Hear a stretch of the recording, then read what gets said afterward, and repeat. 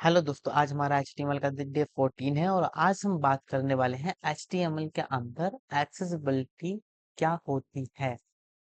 उससे पहले एक इम्पोर्टेंट बात, क्या इंटरनेट सिर्फ हमारे लिए है? तो इसका जवाब है नहीं।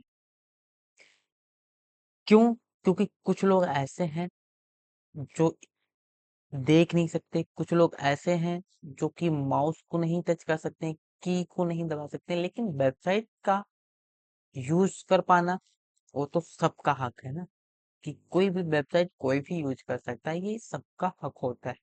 तो आज हम सीखने वाले हैं एक्सेसिबिलिटी। एक रिस्पॉन्सिबल डेवलपर्स की पहचान होती है कि वो चीजों को रिस्पॉन्सिव बनाए एंड यूजर फ्रेंडली बनाए। तो चलिए देखते हैं कि आज हम क्या क्या पढ़ने वाले हैं। सबसे पहला हमारा जो टॉपिक है वो ये है प्रॉपर हेडिंग का ऑर्डर। ठीक है, alt text for image, labels for form inputs, buttons versus div, language attribute, accessible links, keyword friendly design, example, why accessibility matters। तो आज ये सारे के सारे टॉपिक हम इस वीडियो के अंदर कवर करेंगे और इन सब चीजों को बहुत ही डिटेल में हम पढ़ने वाले हैं। तो सबसे पहले हमारा जो है वो हम ये देखेंगे कि एक्सेसिबिलिटी का मतलब क्या होता है। तो एक्सेसिबिलिटी का मतलब होता है हर यूजर के लिए वेबसाइट यूजेबल बनाना। मतलब डेवलपर्स जब भी कोई वेबसाइट बनाता है तो वो वेबसाइट को इस तरीके से बनाता है ताकि उसे हर कोई इजीली यूज कर पाए।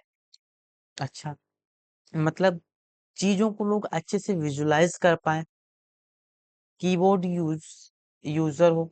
ठीक है, स्लो इंटरनेट पे भी हमारी वेबसाइट वर्क करे, भले ही वो स्लो काम करे। लेकिन हमारी वेबसाइट ऐसा नहीं है कि इंटरनेट स्लो है तो वो खुले ही ना। ठीक है, मतलब एक्सेसिबिलिटी मोस्टली फ्री में मिल जाती है, हमें उसके लिए कुछ भी ना खरीदना पड़ता है ना किसी को कुछ पैसे देने पड़ते हैं, वो पूरी तरीके से फ्री मिल जाती है। अब अभी आपको एक्सेसिबिलिटी उतना क्लियर नहीं हो रहा होगा, लेकिन एक्सेसिबिलिटी का सीधा सा मतलब ये है कि वेबसाइट हमारी ऐसी होनी चाहिए जिसे कोई भी यूजर इजिली यूज कर पाए। ठीक है, अब नेक्स्ट हम बात करेंगे proper heading order. Proper heading order का मतलब क्या है? जैसे कि हमें हेडिंग को कभी भी स्किप नहीं करना है। लाइक एग्जाम्पल, जैसे कि मैंने अभी बॉडी के अंदर H1 यूज किया है, ये हमारा क्या है, मान लो मैंने दे दिया इसको मेन हेडिंग। ठीक है, अब ऐसा नहीं कि हम H1 के बाद डायरेक्टली H3 यूज करें या H4 यूज करें। अब ये हमारा क्या है, एक सब हेडिंग है। ठीक है, तो ये हमारा क्या है, गलत तरीका है हेडिंग को यूज करने का। हम इस तरीके से कभी भी हेडिंग्स को यूज नहीं कर रहे होते हैं। हमेशा हम क्या करते हैं, एक ऑर्डर लेकर के चलते हैं। अगर मैंने H1 टॉप पे यूज कर ली हेडिंग, तो उसके बाद हमेशा हम क्या करेंगे, प्रेफर करेंगे कि हम यहाँ पे H4 की जगह H2 हेडिंग को यूज करें, और ये भी हमारी क्या होगी, सब हेडिंग ही होती है। ठीक है, इस तरीके से। अब ये हमारा क्या होता है, एक सही तरीका होता है, लेकिन अगर हम यहाँ पे H4 का यूज कर रहे हैं तो वो हमारा क्या है, गलत तरीका है हेडिंग को यूज करने का। ठीक है, अच्छा, अब हम यहाँ पे ये क्यों बोल रहे हैं कि हमें हमेशा H1 के बाद H2 ही लिखना है? उसका रीजन ये है कि स्क्रीन रीडर जो होता है वो हेडिंग से पहले पेज समझता है कि पेज पे क्या लिखा है और किस फॉर्मेट में लिखा है। ठीक है, नेक्स्ट हमारा जो टॉपिक है वो क्या है, alt text for image. Alt text for image, alt हमारा क्या था, एक एट्रीब्यूट था। ठीक है, जब भी हम इमेज का यूज करेंगे, मान लो हमने यहाँ पे क्या किया, एक इमेज टैग का मैंने यूज कर लिया। अब यहाँ पे हमारा क्या है, SRC, और यहाँ पे हमारा अल्ट। ठीक है, अल्ट के अंदर हमेशा हम वो चीज देते हैं जो कि हमारा क्या है, इमेज है, उससे रिलेटेड हम क्या करते हैं, अपनी इंफॉर्मेशन दे रहे होते हैं। ठीक है, अब यहाँ पे मान लो मैंने दे दिया SRC में आपने क्या दे दिया, इमेज का नाम मैंने दे दिया। ठीक है, मान लो मेरी जो इमेज है वो team.jpg है। ठीक है, team.jpg मैंने यहाँ पे दे दिया। अब अगर मेरे पास अल्ट है तो हम यहाँ पे अल्ट के अंदर लिख दे रहे हैं, मान लो टीम फोटो। अभी हमारी यहाँ पे क्या है, एक टीम है। अब जो टीम है उसमें हम उसे कहाँ दे देंगे, एसआरसी के अंदर दे देंगे। लेकिन अल्ट के अंदर हम क्या देते हैं, उससे रिलेटेड इंफॉर्मेशन देते हैं, ठीक है। तो उससे रिलेटेड इंफॉर्मेशन हमारी क्या है, इमेज फोटो, मतलब टीम की एक फोटो है जो हम यहाँ पे दिखाना चाह रहे हैं। तो अल्ट टेक्स्ट इमेज के वर्ड्स में डिस्क्राइब करता है, या फिर ब्लाइंड यूजर्स के लिए लाइफ सर्वर है, ठीक है। अब समझ में आ गया। थर्ड हमारा क्या है, थर्ड पॉइंट हमारा है लेबल फॉर फॉर्म इनपुट्स। अब लेबल फॉर फॉर्म इनपुट्स का मतलब क्या है, जैसे कि जब भी हम अपने HTML के अंदर कोई भी फॉर्म बनाते हैं, तो हम कुछ इस तरीके से फॉर्म टैग पहले बनाते हैं, उसके बाद हम अपने इनपुट एट्रीब्यूट का यूज करते हैं, ठीक है। मैंने यहाँ पे ले लिया इनपुट एट्रीब्यूट। अब यहाँ पे मैंने जो इनपुट एट्रीब्यूट ले लिया है, हम इसको डायरेक्टली ऐसे नहीं लिखते हैं, ये हमारा गलत तरीका है, ठीक है। अब सही तरीका क्या है उसको चलिए देख लेते हैं। तो सही तरीका ये है कि जब भी हम इनपुट एट्रीब्यूट का यूज करते हैं, उससे पहले हम लेबल का यूज करते हैं, ठीक है। मान लो मैंने ले लिया लेबल, इसके अंदर मैंने नेम दे दिया, उसके बाद हम क्या करेंगे, अपना इनपुट एट्रीब्यूट का यूज करेंगे, जिसके अंदर हम लिखते हैं टाइप, टाइप, ठीक है। और मैंने दे दिया नेम, या फिर हम यहाँ से नेम को हटा देते हैं। अब इसको हम सेव करेंगे, मैंने सेव कर लिया। तो ये हमारा क्या है, एक सही तरीका है अपने लेबल को फॉर्म और इनपुट, मतलब अपने फॉर्म के अंदर लेबल्स और इनपुट्स को लेने का, ठीक है। उसके बाद हम बात करेंगे बटन वर्सेस डिव।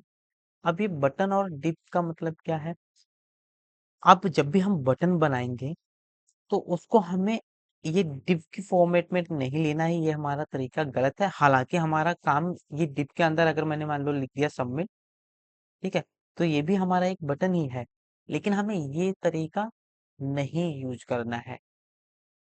हमें सही तरीका क्या यूज करना है, हमेशा हम अपना जो है बटन को ही यूज करें। ये हमारा एक अच्छा तरीका होता है बटन बनाने का, ठीक है। अब इसके अंदर मैंने सबमिट लिख दिया, तो ये हमारा क्या है, एक अच्छा तरीका है। Button automatically keyboard plus screen reader friendly होता है। अगर मैं यहाँ पे ये बटन का यूज कर रहा हूँ, तो ऑटोमेटिकली ये क्या करता है, हमारा कीबोर्ड स्क्रीन रीडर फ्रेंडली होता है, ठीक है। कीबोर्ड के लिए तो ये हमारा होता ही होता है, लेकिन स्क्रीन रीडर के लिए भी हमारे ये फ्रेंडली, यूजर फ्रेंडली होता है। नेक्स्ट हम बात करेंगे अपने लैंग्वेज एट्रीब्यूट की। अब ये लैंग्वेज एट्रीब्यूट हमारा क्या है, जैसे कि यहाँ पे हमने लिखा है ये HTML लैंग EN, ठीक है। अब ये EN हमारा क्या है, मतलब HTML के अंदर जो लैंग EN है, वो लैंग हमें बता रहा है कि हम कौन सी लैंग्वेज यूज कर रहे हैं, और EN हमें बता रहा है कि हम इंग्लिश का यूज कर रहे हैं, ठीक है। तो HTML जो है वो इंग्लिश लैंग्वेज का यूज कर रहा है। अब इससे स्क्रीन रीडर सही लैंग्वेज में पढ़ता है। जैसे कि हम मान लो एज अ यूजर अगर हम पढ़ रहे हैं, तो ये इंग्लिश में हमारा सारा का सारा कंटेंट लिखा हुआ है, तो हम इसे इजीली पढ़ पा रहे हैं, ठीक है। तो ये हमारा क्या है, पढ़ने में हमें हेल्पफुल है, ठीक है। नेक्स्ट हम बात करेंगे एक्सेसिबल लिंक्स, ठीक है। अब ये एक्सेसिबल लिंक्स हमारी क्या होती हैं, एक्सेसिबल लिंक्स जैसे कि जब भी हम क्या करते हैं, मान लो अपनी लिंक्स को ऐड करते हैं, तो हमेशा हम एंकर टैग के अंदर अपनी लिंक देते हैं। अब यहाँ पे हमें कुछ इस तरीके से नहीं बनाना है, जैसे कि हमने यहाँ पे बना दिया, अब हमने लिख दिया क्लिक मी, ठीक है। तो ये तो अभी हमारा एक्सेसिबल है ही नहीं, ये तो अगर मैं अभी यहाँ पे क्लिक करूँ, कहाँ पे जाऊँ, अपने आउटपुट पे जाऊँ, अभी मैं इस पे क्लिक करूँ तो कुछ भी नहीं शो होगा, क्यों, क्योंकि मैंने कोई लिंक ही नहीं लगाई है। तो हमेशा हमें एक क्या करना है, रिस्पॉन्सिव लिंक्स का हमें यहाँ पे यूज करना है। मान लो मैं यहाँ पे यूज कर लूँ, जैसे कि कुछ भी यूज कर सकता हूँ, मान लो, या फिर अभी के लिए मैं यहाँ पे हैश ही रहने दे रहा हूँ। अब क्लिक नहीं, मैं क्या क्लिक कर रहा हूँ मुझे खुद ही नहीं पता है ना। तो यहाँ पे हम क्या करते हैं ना, मान लो हम कर रहे हैं डाउनलोड, डाउनलोड PDF, ठीक है। हमें कुछ इस तरीके से अपनी हेल्पफुल लिंक्स बनानी है, ताकि हमें पढ़ के समझ में आना चाहिए कि वो लिंक का काम क्या है। उसके बाद हम बात करने वाले हैं अपने नेक्स्ट टॉपिक, हमारा क्या है, कीबोर्ड फ्रेंडली डिजाइन, ठीक है। हमें अपनी कीबोर्ड फ्रेंडली डिजाइन बनानी है, मतलब वेबसाइट, वेबसाइट सिर्फ माउस से नहीं, कीबोर्ड से भी चलाई जा सकती है, ठीक है। मतलब जो हमारी वेबसाइट है वो माउस के थ्रू नहीं, कीबोर्ड कीबोर्ड के थ्रू भी चलनी चाहिए। जैसे कि बटन, लिंक्स, इनपुट टाइप की, ठीक है। ये सब क्या है, हमारी एक्सेसिबल होनी चाहिए। अब नेक्स्ट हम बात करेंगे अपने एक एग्जाम्पल की। अब एग्जाम्पल के थ्रू हम समझ लेते हैं कि इन सब चीजों को हम कैसे यूज करते हैं, ठीक है। तो आएंगे अपने कोड एडिटर में, यहाँ से हम क्या लेंगे, अपना बॉयलर प्लेट जनरेट करवाएंगे HTML का। यहाँ बॉडी के अंदर हम क्या करेंगे, सबसे पहले तो हम अपना टाइटल चेंज कर लेते हैं। टाइटल में हम क्या लिखेंगे, एक्सेसिबल पेज, ठीक है। एक्सेसिबल पेज, मैंने यहाँ पे लिख दिया एक्सेसिबल पेज। अब यहाँ पे हम आएंगे, अपनी सबसे पहले क्या बनाएंगे, एक कमेंट देंगे। कमेंट में हम क्या लिखेंगे, कमेंट के अंदर हम लिखेंगे हेडर सेक्शन, ठीक है। मैंने लिख दिया हेडर सेक्शन। अब हेडर सेक्शन के अंदर हम क्या करेंगे, अपना सबसे पहले तो हम हेडर बनाएंगे, ठीक है। मैंने यहाँ पे दे दिया हेडर,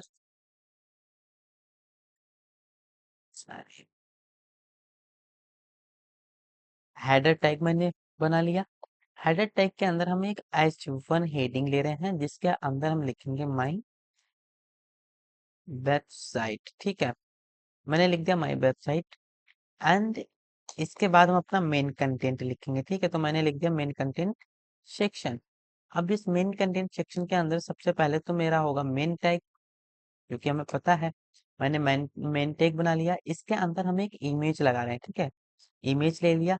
मान लो इमेज के अंदर हमने वही एप्पल वाला मेरे पास इमेज पड़ा है, तो मैंने एप्पल इमेज ले लिया। और अल्ट के जो अल्ट एट्रीब्यूट है, इसमें हम क्या करेंगे, अपना नाम डिफाइन करेंगे। किस चीज का नाम डिफाइन करेंगे, अपने फोटो का, ठीक है। तो इमेज हमारा किसका है, एप्पल का है, तो मैंने यहाँ पे लिख दिया एप्पल। हम चाहे तो इसके हाइट विड्थ भी दे सकते हैं, ठीक है। उसके बाद हम अपना एक फॉर्म बना ले रहे हैं। फॉर्म के अंदर हम क्या करेंगे, मान लो ये हमारा फॉर्म बन रहा है, तो मैंने ले लिया फॉर्म। फॉर्म के अंदर हम अपना एक लेबल बनाएंगे। उसके बाद हम क्या करेंगे, अपना इनपुट बनाएंगे, ठीक है। अब इसमें हम क्या दे रहे हैं, अपना नेम।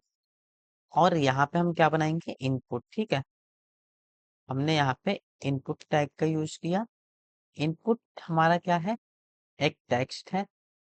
और इसमें हम क्या करना चाह रहे हैं, अपने नेम को शो करवाना चाह रहे हैं। मान लो हमने यहाँ पे ले लिया place holder, enter your name, ठीक है। अब लेबल के अंदर हम अपना एक फॉर ले रहे हैं। फॉर में हम लिखेंगे नेम, और यहाँ पे हम एक आईडी बना ले रहे हैं, ठीक है। यहाँ भी हम लिखेंगे नेम। अब हमारा ये आईडी और लेबल के अंदर फॉर, इन दोनों का नेम सेम होना चाहिए, ताकि अगर हम यहाँ इस नेम के ऊपर क्लिक करें तब भी हमारा ये सिलेक्ट हो जाए, या फिर हम इसके ऊपर क्लिक करें तो हमारा ये सिलेक्ट हो जाए, ठीक है। तो लेबल का बेसिकली काम ये होता है कि अगर हम लेबल के ऊपर क्लिक करें तब भी हमारा इनपुट सिलेक्ट हो जाए, और हम इनपुट पे क्लिक करें तब भी हमारा लेबल वर्क करे, ठीक है। उसके बाद हम क्या करेंगे, अपना बटन बनाएंगे। तो हम बटन टैग का यूज करके सबमिट बटन बनाएंगे, ठीक है। अब मेन हमारा जो सेक्शन था वो क्लोज हो रहा है। अब हम क्या बनाएंगे, फुटर बनाएंगे। ये हमारा क्या है, फुटर सेक्शन है। फुटर सेक्शन हमने अपना बनाने के लिए क्या करते हैं, फुटर टैग का यूज करते हैं। तो हमने यहाँ पे फुटर टैग का यूज कर लिया। हम लिखेंगे कॉपीराइट 2026, ठीक है। अब कॉपीराइट 2026 हम कैसे लिखते हैं, तो इसके लिए हम एक पैराग्राफ के अंदर दे रहे हैं। तो यहाँ पे हम लिखेंगे, डायरेक्ट कॉपीराइट हमें नहीं लिखना, हम लिखेंगे क्या, एम्परसेंड कॉपी सेमीकोलन 2026, इसको सेव करेंगे। और अब हम अपने आउटपुट को देखेंगे तो हमारा कुछ इस तरीके से दिखाई देगा। अब ये कुछ ऐसा हमें दिखाई दे रहा है। अब हम क्या कर रहे थे, अगर हम यहाँ नेम पे क्लिक करें तब भी हमारा ये इनपुट वाला जो फील्ड है वो सिलेक्ट हो जाए, या फिर हम इस पे क्लिक करें तब भी हमारा सिलेक्ट हो जाए, ठीक है। अब जो सबमिट बटन है उसको हम क्या करेंगे, एक नेक्स्ट लाइन पे लाएंगे। नेक्स्ट लाइन पे लाने के लिए हम BR टैग का यूज करते हैं। अब जो हमारा सबमिट है वो नेक्स्ट लाइन पे आ गया, ठीक है।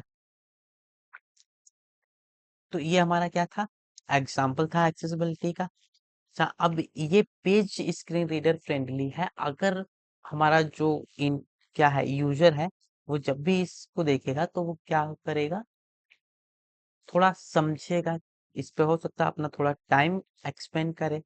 ठीक है, तो अब ये एक अच्छी तरीके से हमारी वेबसाइट दिखेगी और हमारी जो है एसईओ फ्रेंडली होगी, यूजर फ्रेंडली होगी। अच्छा, वाई एक्सेसिबिलिटी मैटर्स। एक्सेसिबिलिटी क्या है, इसका काम क्या है, ठीक है, इन सब चीजों को थोड़ा डिटेल में देखेंगे। तो वाई एक्सेसिबिलिटी मैटर्स मतलब रियल यूजर्स के लिए ये कैसे हेल्पफुल है, सर्च इंजन ऑप्टिमाइजेशन कैसे इम्प्रूव होता है, ठीक है, लीगल इश्यूज से लीगल इश्यूज से बचाव और डेवलपर की रिस्पेक्ट बढ़ती है।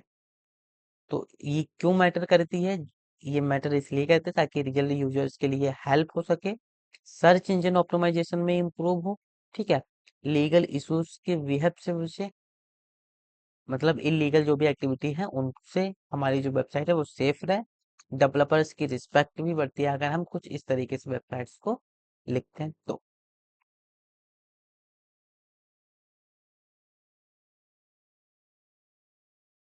अगर आप एक्सेसिबिलिटी फॉलो कर रहे हो तो आप सिर्फ कोडर नहीं, रियल डेवलपर हो। नेक्स्ट वीडियो में हम बनाएंगे HTML final mini projects complete website. मिलते हैं नेक्स्ट वीडियो में, तब तक के लिए happy coding. Thank you guys for watching this video.